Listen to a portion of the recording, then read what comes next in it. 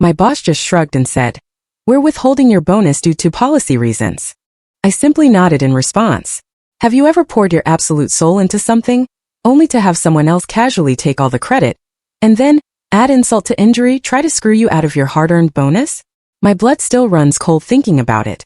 What would you do if you found yourself in a moment of blatant betrayal, but you had a secret weapon tucked away? One that could bring their entire system crashing down. So this is me, Ava 29, a data engineer in a glassbox office in Seattle. Rain taps against the floor-to-ceiling windows like nature's own Morse code for, "You're trapped here." The first time I realized I was actually good at this, truly good, was when I was 23. Fresh out of a state school nobody's ever heard of. Debugging SQL queries at 2 a.m. in a cramped apartment while my roommate's boyfriend played Call of Duty through paper-thin walls. I built a dashboard that predicted customer churn with 94% accuracy using nothing but Excel, Python, and pure unadulterated spite. My manager at that startup took full credit, got promoted. I got a $50 Amazon gift card and a lesson I carried with me forever. Document everything. Trust no one. And always read the contract. 6 years later, I was sitting in conference room B, watching that lesson pay dividends in a way they never could have imagined. But let me back up way back because this story doesn't start on that Friday with champagne and betrayal. Starts 2 years earlier. I walked into this company thinking just maybe this place would be different. The interview process should have been a red flag parade. Every single person I met asked me in slightly different words, "Are you a team player?" Like being a woman in tech automatically meant I was going to be difficult, or not collaborative, or whatever coded language they use when they really mean, "Will you shut up and do what you're told?" But the offer was good. Really good. 135,000 base. Equity that might actually be worth something. And a title that didn't have junior or associate stapled to the front of it. Senior data engineer. My own projects, a chance to build something from scratch. Daniel Carlson, the CEO, did the final interview himself.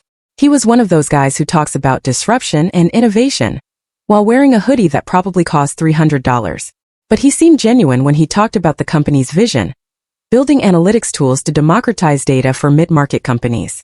"We're moving fast," he said, leaning back in his chair with the confidence of someone who'd never been told no. "We need people who can build scalable systems without a lot of hand-holding. You'd be our third engineer. Basically building the data foundation for everything we do." Third engineer.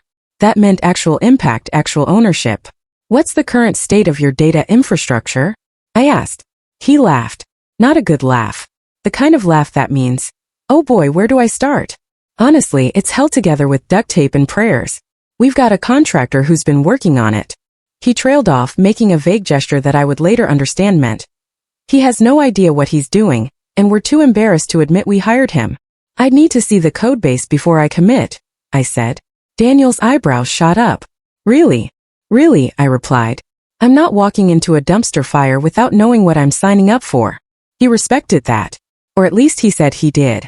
2 days later, I got a GitHub invite in 3 hours to review the existing system.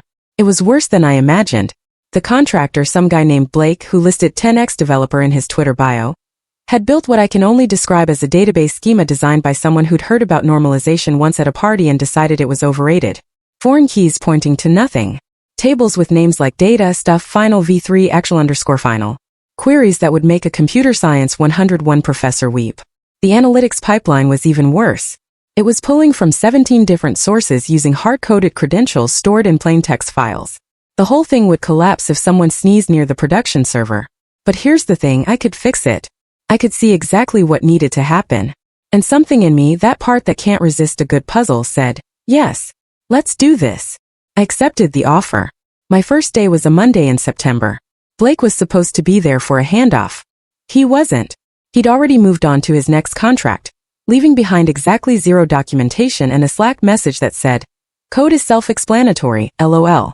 My manager, Brent, met me at 10 a.m.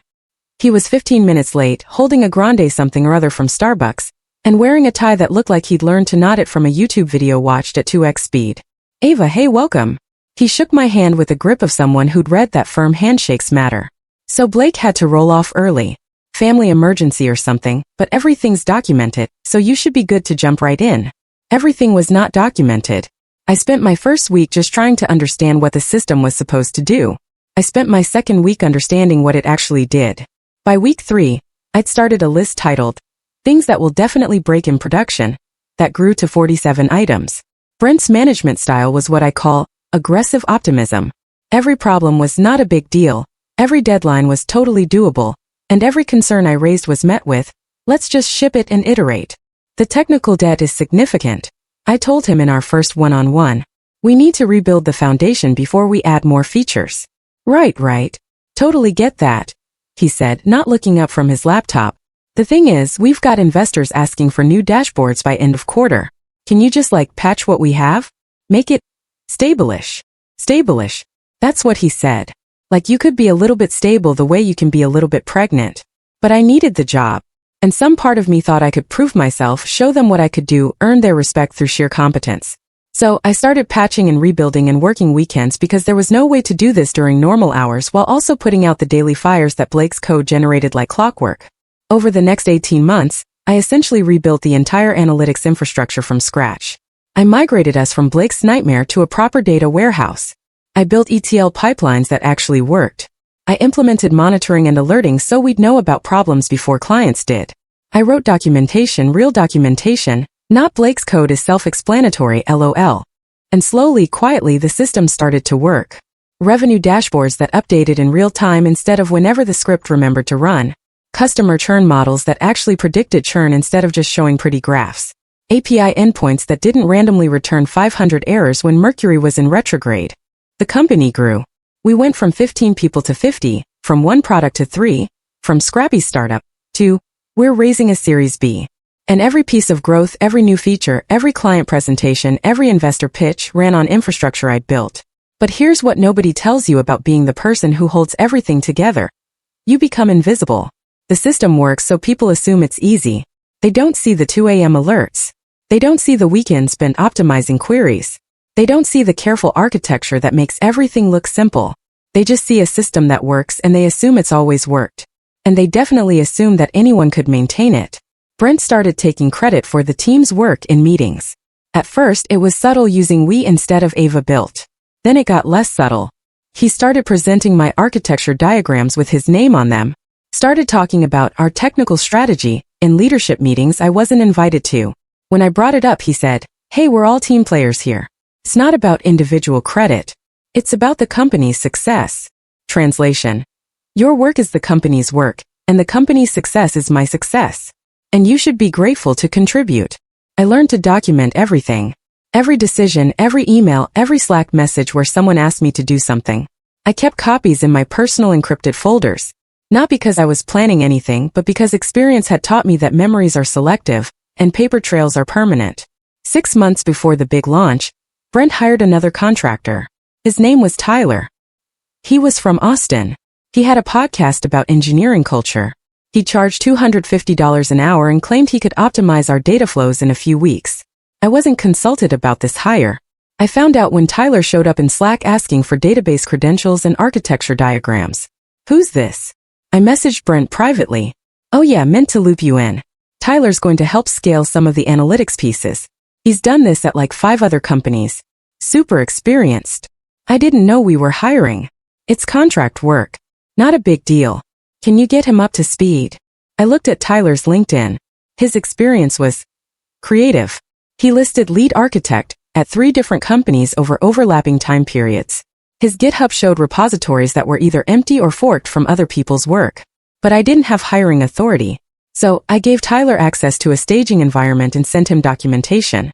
Within 2 days, he'd broken the staging database so badly I had to restore from backup. Within a week, he'd proposed an optimization that would have deleted 6 months of customer data. Within 2 weeks, he'd convinced Brent that we should rebuild everything using a new framework he'd just learned about. MongoDB is web scale. Tyler said in a meeting with absolute confidence. Our data is relational, I replied. We need ACID compliance. That's old school thinking, Tyler said, smiling like he was letting me in on a secret. Modern systems are document-based. Brent nodded along like this made sense. I spent the next month undoing Tyler's changes and documenting every problem he caused. Not out of spite, though spite helped, but because I needed evidence. It's the kind of evidence you show to leadership when they wonder why the contractor they paid $40,000 produced nothing useful. Eventually, Tyler rolled off to his next contract. Brent called it a successful engagement in the project retrospective. I called it a $40,000 lesson in why you don't let podcasters touch production databases. But here's the thing that stuck with me during that whole fiasco. Brent never once asked me what I thought we should do. Never asked if I needed help. Never asked what would actually improve the system. He asked Tyler, a guy he'd known for 6 weeks, who couldn't write a join statement without Googling the syntax. That's when I knew. When push came to shove, they didn't value me. They valued confidence over competence, presentation over production. Men who talked about work over women who did it. So I started planning. 8 months before the big launch, our analytics vendor situation got complicated. We'd been using a small analytics platform called Dataflow. Good software, small company, reasonable pricing. But they got acquired by a larger enterprise company. And suddenly our renewal contract came back with pricing that had tripled, and terms that were basically, we own everything you build on our platform. Procurement was supposed to handle it, but procurement was 2 people who were already drowning in other contracts, and they kept pushing the deadline. Can you just handle the renewal? Brent asked me in Slack. You're the one who uses it. That's not my job, I replied. I know, but procurement is slammed and this is kind of urgent. You understand the technical stuff anyway. Just tell them what we need. So I became the de facto negotiator with Dataflow. Their sales rep was a guy named Jason who had that startup energy where everything is super exciting and totally doable until you ask for specifics. We had 3 calls where he tried to upsell me on features we didn't need and avoided talking about the price increase. Finally, I got him on a Zoom with their legal counsel, a sharp woman named Patricia Chen, who actually understood contracts.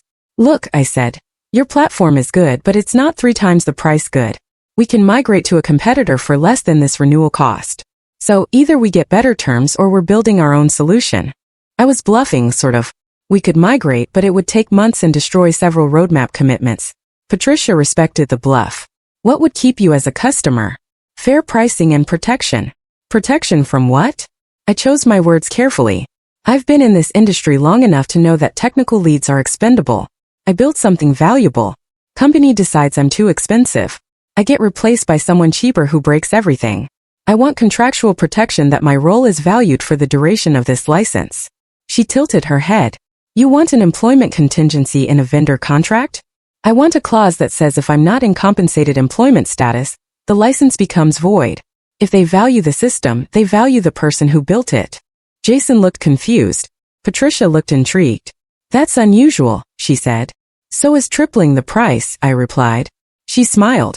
I like you. Let me see what I can do. 2 weeks later, the contract came back. The price was almost reasonable. Not great, but acceptable.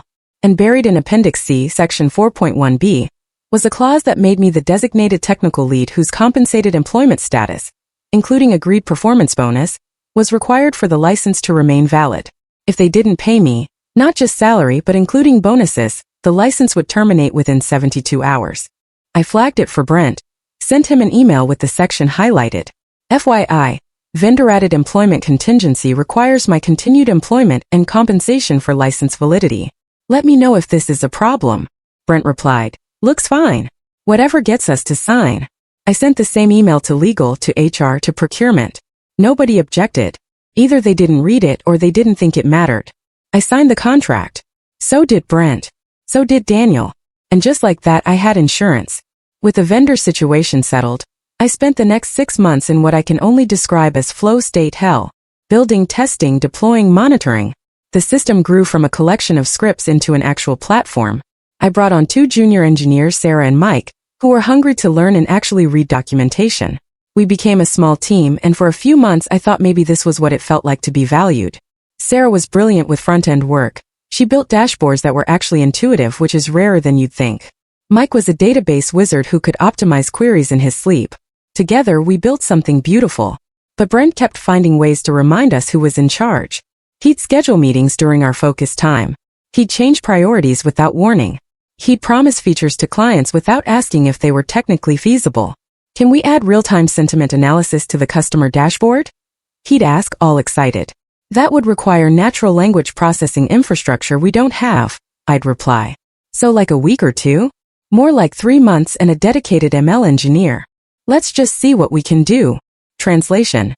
Work nights and weekends to build the impossible thing I just promised to a client. But the worst part wasn't the work. It was the invisibility. At the company all hands, Daniel would show our analytics dashboards on the big screen and talk about the incredible work our engineering team has done. He'd thank Brent for his leadership. He'd mention cross-functional collaboration. He'd never say my name. Sarah noticed. "That's your architecture he's showing," she whispered during one all-hands. "Yeah," I whispered back. "Doesn't that piss you off?" "It used to." That was a lie. Still did. But I'd learned that showing anger as a woman in tech just gets you labeled as emotional or difficult. So I smiled and nodded and kept building. And kept documenting. 4 months before launch, I had my performance review with Brent. These reviews were supposed to be structured, goals, feedback, development plans, but Brent treated them like awkward coffee chats where he'd try to remember what you'd done that year. "So, Ava, you've had a great year," he started, reading from notes that looked like he'd written them 5 minutes earlier. "The analytics platform is really coming together. Clients love it. Investors are excited." "Thanks," I said, waiting for the other shoe to drop. "I'm rating you as exceeds expectations across the board." That was good. Exceeds expectations meant bonus eligibility. And when we launch this thing and we're targeting Q3, right? There's going to be a launch bonus. $15,000. That's on top of your regular annual bonus. I sat up straighter. $15,000 was real money. The kind of money that would wipe out my credit card debt from all those years of underpaid startup jobs. "That's great," I said carefully. "Is that in writing somewhere?" "Oh yeah, totally. HR will send you the updated comp letter, but I wanted you to hear it from me first. You've earned it." The comp letter arrived 2 days later. There it was in paragraph 3. Upon successful launch of the analytics platform, employee will receive a one-time performance bonus of $15,000 payable within 30 days of launch date. I saved 3 copies.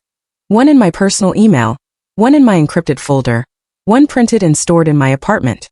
Because I'd learned, always have receipts. The 3 months leading up to launch were chaos. We were building features faster than we could test them. Sales was promising capabilities we didn't have yet. Marketing was creating campaigns for a product that was still throwing errors in staging. I worked 12-hour days, came in on Saturdays, spent Sundays monitoring dashboards and fixing bugs.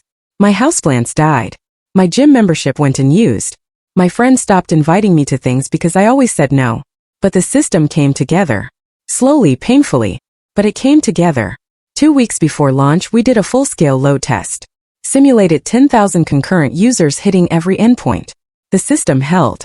No crashes, no data corruption, response times under 200 milliseconds. It was beautiful. I sent the results to Brent with the subject line, "Load test successful. System ready for launch." He replied, "Great work, team." Not "Great work, Ava." Not "Thanks for the hundreds of hours you put into this, Ava."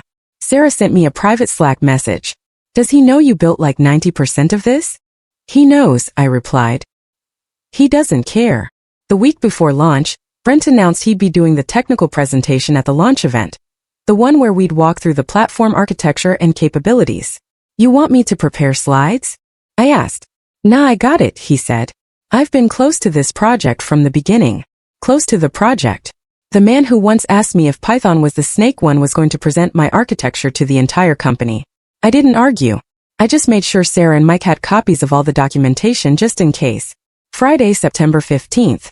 The day we'd been building toward for 2 years. The morning started with a bug. Of course it did.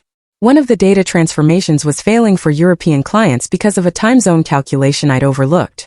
I caught it at 6:47 a.m. Fixed it by 7:15. Deployed the patch. Confirmed everything was working by 7:30. Nobody knew it had happened.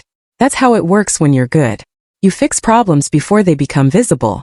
The official launch was at 3 p.m. Pacific time, so both U.S. hosts and European clients would be in business hours.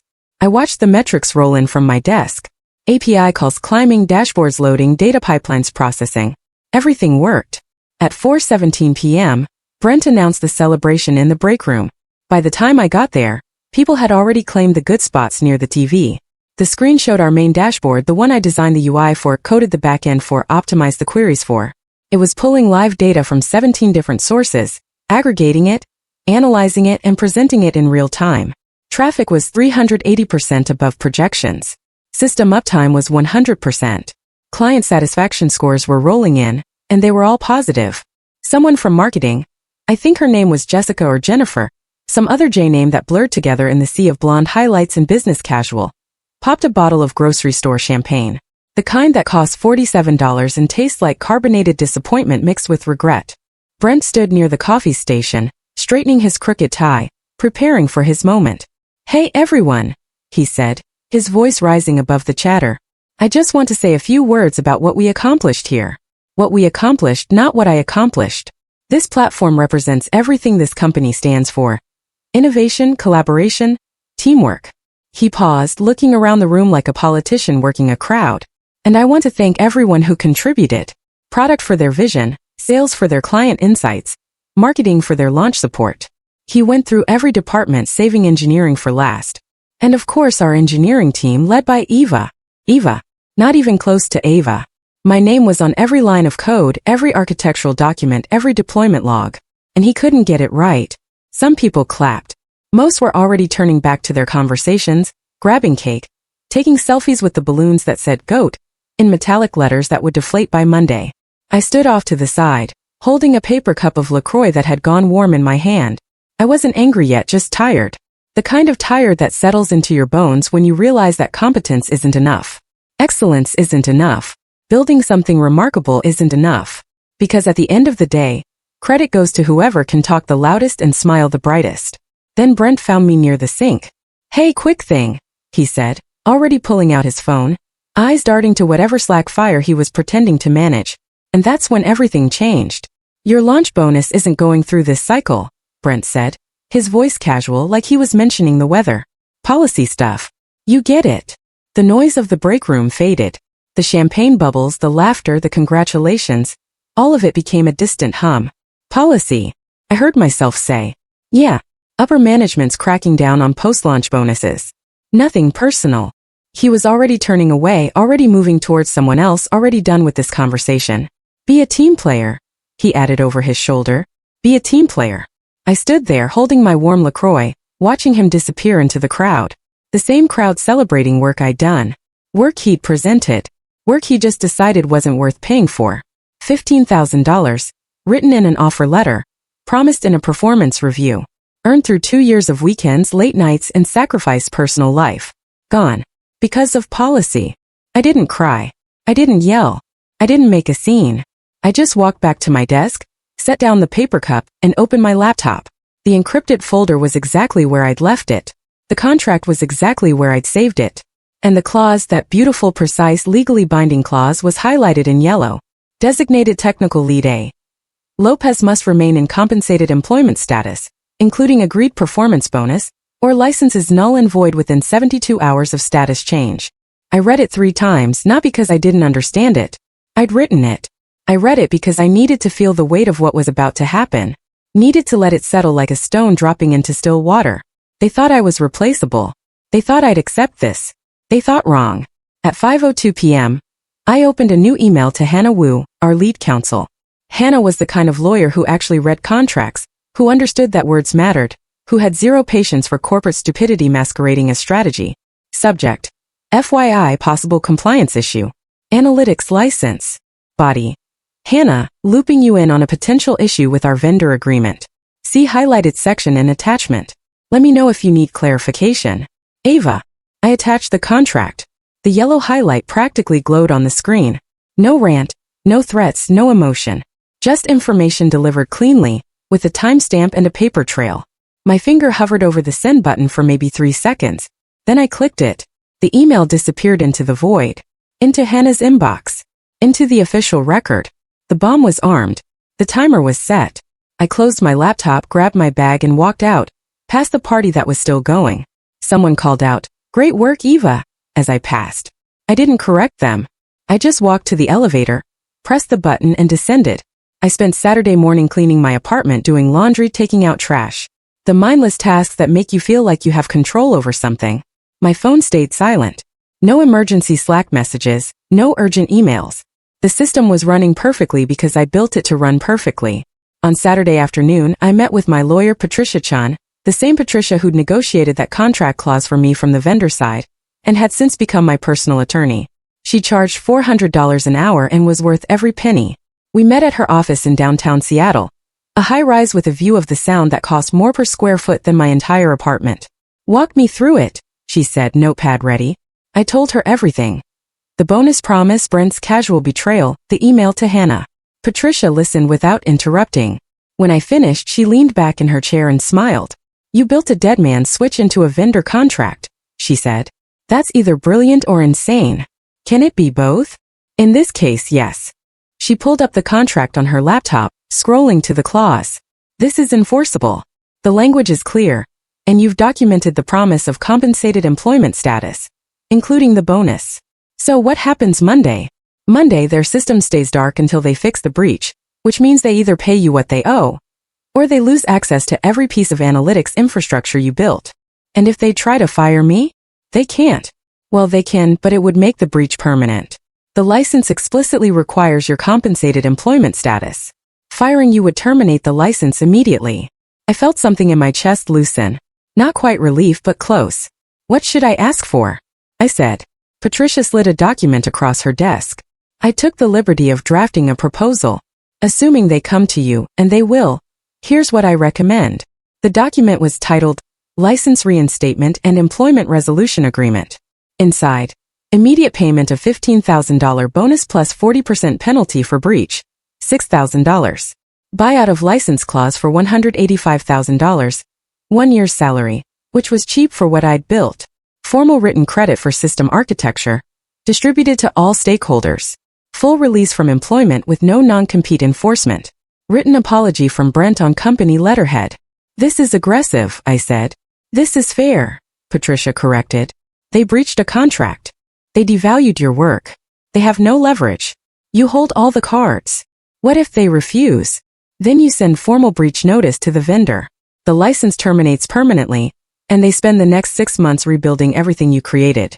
It'll cost them millions in lost revenue, client churn, and investor confidence. She leaned forward. Ava, you didn't just build a system. You built the system. They built their entire business model on top of your infrastructure. They forgot that. You're about to remind them. I signed the retainer agreement and left with a proposal saved on my laptop. Encrypted. Ready. Sunday I did nothing. Watched movies, ordered takeout, slept for 10 hours, because I knew Monday would be chaos, and I wanted to be well rested for it. I arrived at 8:47 a.m., same as always. Coffee from the place downstairs, burnt but cheap. Nodded to Marcus, the security guard. Took the elevator to the 5th floor. The office felt different. There was a tension in the air, the kind that happens when something's wrong, but nobody's quite figured out what yet. I sat at my desk, opened my laptop, checked my personal email. Nothing urgent. Checked my calendar, normal Monday meetings. Then I opened Slack. The DevOps channel was exploding. API returning 403s across all endpoints. Can't access the analytics cluster. Dashboard showing license error. Did we miss a payment or something? I sipped my coffee and watched the panic spread. At 9:11 a.m., someone from Client Success posted in the main channel. Multiple clients reporting they can't access their dashboards. Anyone know what's happening? Brent replied. Looking into it. Probably just a vendor hiccup. A vendor hiccup. That's what he thought this was. At 9:23 a.m., someone posted a screenshot. Every executive dashboard, every client portal, every investor report. All showing the same message. License unrecognized. Contact account holder. The account holder was me. I watched people start to panic in real time. Messages flying. People pinging Brent, the CTO, the COO. Someone suggested rebooting the servers. Someone else suggested checking AWS status. Nobody suggested checking the contract. At 9:32 a.m., I saw Hannah walk past my desk. She was carrying a printed copy of something, pages slightly curved from being gripped too tightly. Her heels clicked against the floor with purpose. She walked straight into conference room B, and within 60 seconds, the room was full. Brent arrived first, coffee in one hand, phone in the other. Then Carol from HR looking confused. Then a junior analyst from finance who I'd seen maybe twice. Then Richard, the COO, who always looked vaguely concerned about everything. I sat at my desk 30 feet away watching through the glass walls. Hannah sat at the head of the table, placed the contract down with the precision of someone handling evidence, open to a specific page. I watched her eyes scan the text, watched them slow down at Appendix C. Then she did something that made the whole room go still. She took off her glasses slowly, the way someone does when they need a moment to process something unbelievable. She folded them carefully and set them on the table. Then she looked up at Brent, and even from 30 feet away, I could read her lips. Please tell me you paid her. Brent laughed. The kind of nervous laugh that happens when your brain knows you're in trouble, but your ego hasn't caught up yet. She's still employed? I saw him say, gesturing vaguely toward the window toward me sitting at my desk. She's here at her desk right now. Hannah's expression didn't change. That's not what I asked. The junior finance analyst, his name was Kevin, I remembered, suddenly cleared his throat and spoke. I couldn't hear him, but I could guess what he was saying from the way Hannah's jaw tightened. She slid the contract across the table, her finger pointing to a specific line. Then she spoke, and while I couldn't hear the words, I'd read that clause enough times to know exactly what she was saying. The license requires compensated employment status, including agreed bonus, within 72 hours of launch. You delayed it. We're in breach. Every dashboard using this data is now a liability. The CEO went pale. Actually pale. The kind of pale that happens when you realize the building is on fire and all the exits are locked. He said something, a question probably. Is there a grace period, or can we fix this? Hannah shook her head once. Sharp. Final. Brent tried again. I watched him lean forward, hands spread, doing his, I'm a reasonable guy gesture. Whatever he said, Hannah cut him off. Then she turned a page, looked down at the contract, read something, and slowly, so slowly, it felt like time had stopped. She lifted her eyes from the document and looked through the glass wall straight at me. We made eye contact. I didn't smile, didn't nod, just held her gaze. She turned back to the room and said something that made Brent's expression go from confused to shocked to something approaching panic. I found out later from Sarah, who heard it from someone in legal, exactly what Hannah said in that moment. The vendor records list the designated technical lead as both internal admin and license escalation contact. The account holder is Ava. She anticipated this. She wrote this clause, and she already looped legal before the outage. Brent's mouth actually fell open. Carol from HR looked like she'd been slapped. The COO started frantically typing on his phone. Hannah stood up, collected her papers, and walked out of the conference room. She walked past my desk on her way back to legal. Stopped for just a second. Ava, she said quietly. I assume you have representation. I do, I replied. Patricia Chun. Hannah nodded. A small smile touched the corner of her mouth. I've worked with Patricia. She's excellent. Expect a call from leadership soon. I expect so. She walked away, heels clicking, carrying the contract that was about to cost the company everything. By 10 a.m., the office had transformed into a disaster response center. The CEO's executive assistant, a woman named Monica, who normally radiated calm efficiency, power walked past my desk 3 times in 15 minutes, carrying a laptop, a legal pad, and what looked like a half-eaten banana. Oh God. Oh God. Oh God, she muttered on the 3rd pass. The Slack channels were digital graveyards. People posting confused questions into the void, getting no answers. The usual morning banter, memes, coffee orders, weekend recaps, was completely gone. Just technical questions and silence. Can someone explain what's happening? Are we down completely? Do I tell clients this is scheduled maintenance? That last one was from sales. Someone from legal, probably Hannah, replied. No, that would be fraud. At 10:45 a.m., an emergency meeting was called. Subject line, urgent. All leadership. Not on Zoom. In person only. I wasn't invited, but I could see the conference room from my desk, and I watched them file in. Daniel, the CEO, fresh off a red-eye from New York, still wearing his airport clothes. The entire C-suite. Hannah with her contract. Brent looking like he'd aged 5 years in 2 hours. They closed the blinds. Whatever was being said in there, they didn't want anyone to see. At 11:15 a.m., Sarah appeared at my desk with 2 cups of coffee. You look calm, she said, handing me one. I am calm. Everyone's freaking out. The whole system's down. Brent looks like he's going to pass out, and you're just sitting here. I took a sip of coffee. Sometimes the best thing you can do is nothing. She studied me for a moment. Sarah was smart. She'd figure it out. This is about Friday, isn't it? She said quietly. The bonus thing? Maybe. Did you do something? I smiled. I didn't do anything. I just sent an email. The contract did the rest. Her eyes widened. The vendor contract? The one with your name in it. That's the one. Holy Ava. Holy indeed. She sat down in the empty chair next to my desk. So what happens now? Now they figure out how much it's going to cost to fix their mistake. And if they can't fix it, then they rebuild everything from scratch, which will take about 6 months, cost them millions in lost revenue, and probably destroy several client relationships. I took another sip of coffee. But I think they'll figure it out. At 11:47 a.m., the conference room blinds opened. People started filing out. Daniel stayed behind with Hannah and one other person, someone from finance I didn't recognize. At 12:15 p.m. my desk phone rang. The ancient landline that nobody ever used, that I'd forgotten even worked. Picked it up. Ava, this is Monica from Daniel's office. He'd like to speak with you. Can you come to conference room A? When? Now, if possible. I'll be there in 5 minutes. I hung up, closed my laptop, grabbed my phone. Sarah was watching me. You good? I'm perfect, I said. And I meant it. Conference room A was the smallest one on the floor. Just a table for chairs and a window that looked out at another building. No glass walls. Private. Daniel was already there when I arrived. He looked tired. Really tired. The kind of tired that happens when you realize you've been building your house on sand, and the tide just came in. Ava, thanks for coming, he said. His voice was professional but strained. Of course. He gestured to a chair. I sat. He stayed standing, pacing slightly. I'm going to be direct, he said. We have a problem. I'm aware the analytics platform is down. Completely down. And according to Hannah, it's because of a clause in our vendor contract that ties the license to your employment status, specifically to your compensated employment status. That's correct.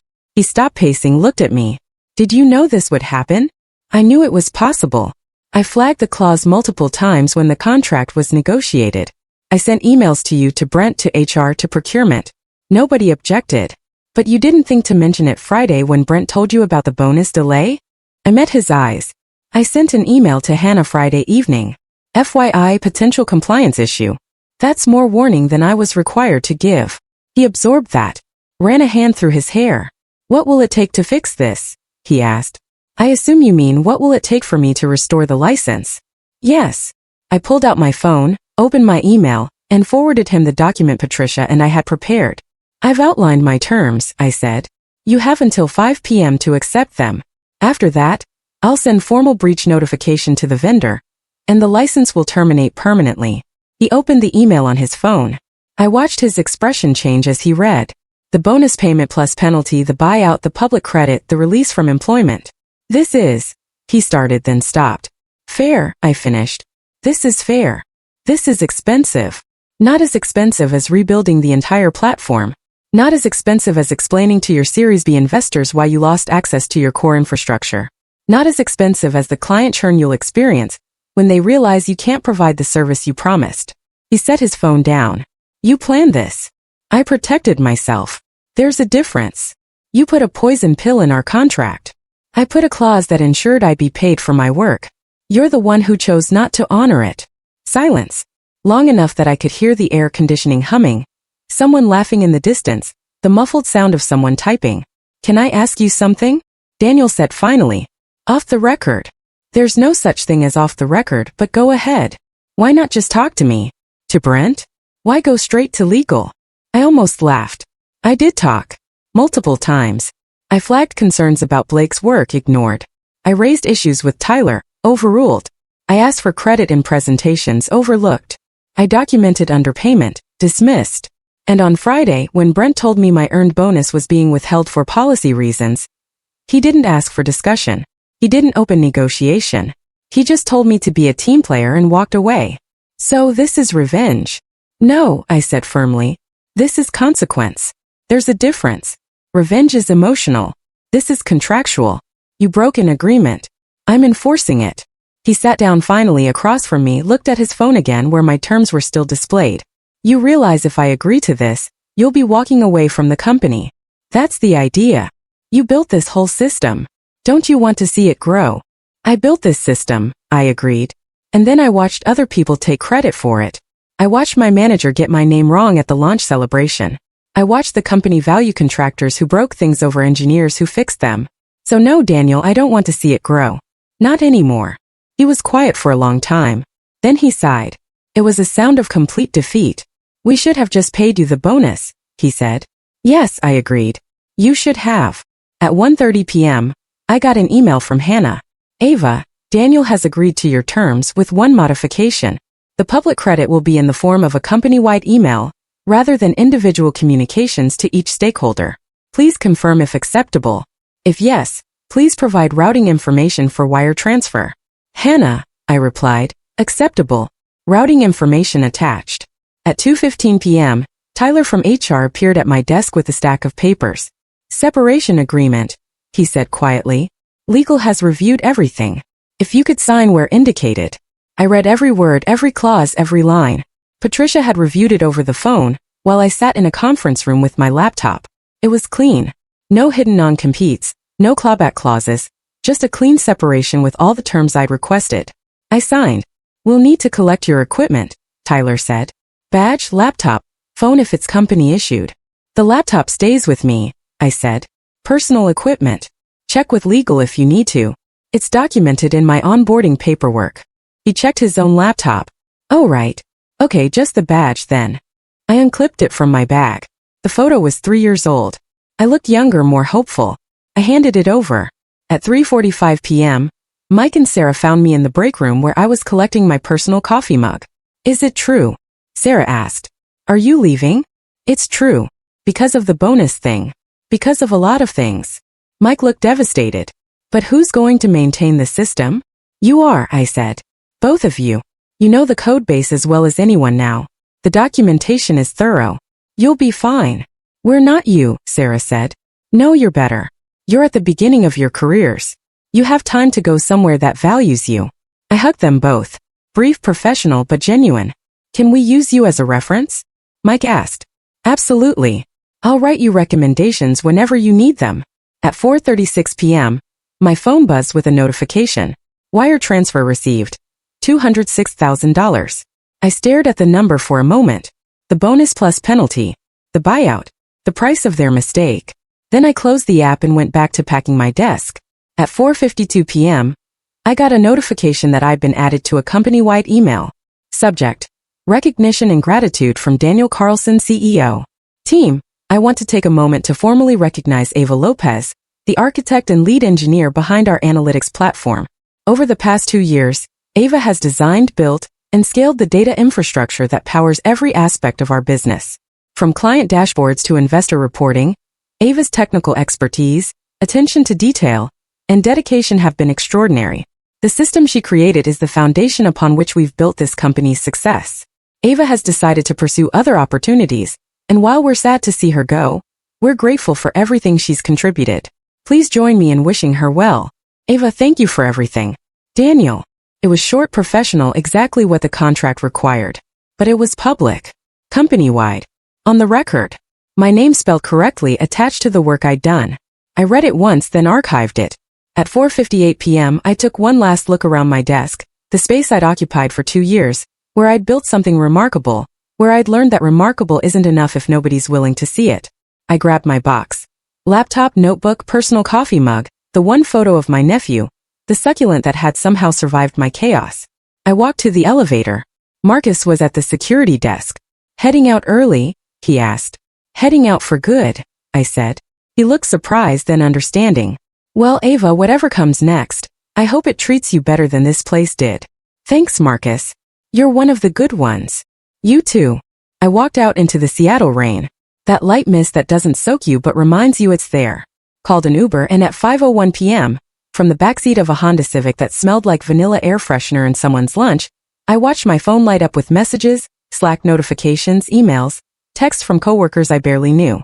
Then one message from Maya, a junior dev I'd mentored. Brent just got walked out by security with a cardboard box. They're saying he violated company policy and cost the company hundreds of thousands in an avoidable breach. What the hell happened? I looked out the window at the building getting smaller behind me, at the glass and steel and people inside who were probably just now realizing what I'd known for months. You can replace engineers, but you can't replace the ones who read the contract. I typed back. Gravity. It finally caught up. Then I turned off my phone, leaned back against the seat, and let the rain blur the city into watercolor. 3 weeks later, I'm sitting in a coffee shop in Portland, the kind with exposed brick and baristas who take pour-overs seriously. I'm working on a contract for a startup that actually values what I do. They're paying me $180 an hour as a consultant, and they've already asked if I consider joining full-time as their VP of engineering. I'm thinking about it, but I'm also thinking about something else. My own company.